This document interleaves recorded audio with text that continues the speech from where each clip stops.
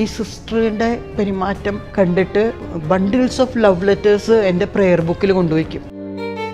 केरला की एक नन जो बचपन से ही रिलीजियन इन्वॉल्वमेंट में पली बढ़ी और वो बड़ी होकर एक नन बनना चाहती थी और हुआ भी ऐसा ही. बड़ी होने के बाद सिस्टर जेस्मे एक कॉन्वेंट चर्च ज्वाइन करती हैं.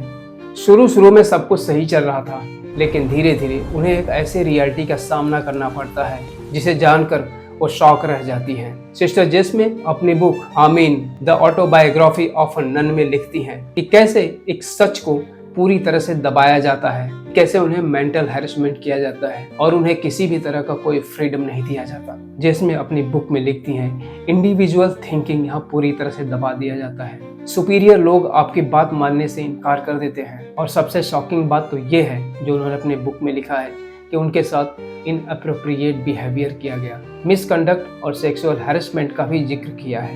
ये सारी चीज़ें हो रही थी एक चर्च के अंदर और इस चर्च के जितने भी सुपीरियर लोग थे सबको पता था, लेकिन कोई भी जेस्मे की बात मानने को तैयार नहीं था. इन सब चीज़ों के अगेंस्ट जब उन्होंने आवाज़ उठानी शुरू की तब उन्हें पूरी तरह से आइसोलेट कर दिया गया.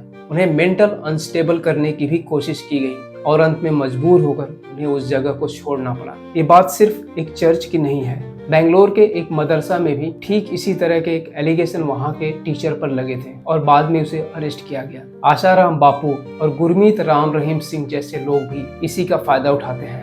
जब भी किसी के पास कोई पावर बिना किसी अकाउंटेबिलिटी का होगा तो वो इसी तरह से पावर का मिसयूज करता है. जहाँ पर आपके लाखों फॉलोवर्स होते हैं और इन्हीं फॉलोवर्स का फायदा उठाकर उन्हें ये पावर मिलती है ऐसा करने के लिए. लेकिन ऐसे केसेस में आपको हिम्मत दिखानी पड़ती है, जैसे कि सिस्टर जेस्मे ने किया. मेरा मानना है प्रॉब्लम किसी रिलीजन में नहीं है, प्रॉब्लम है उन लोगों में जो अपनी पावर को मिसयूज करते हैं. मैं सिस्टर जेस्मे को धन्यवाद करता हूँ जिन्होंने इस तरह की समस्या को दुनिया के सामने रखा और बताया कि इस तरह की समस्या से कैसे बाहर निकला जा सकता है.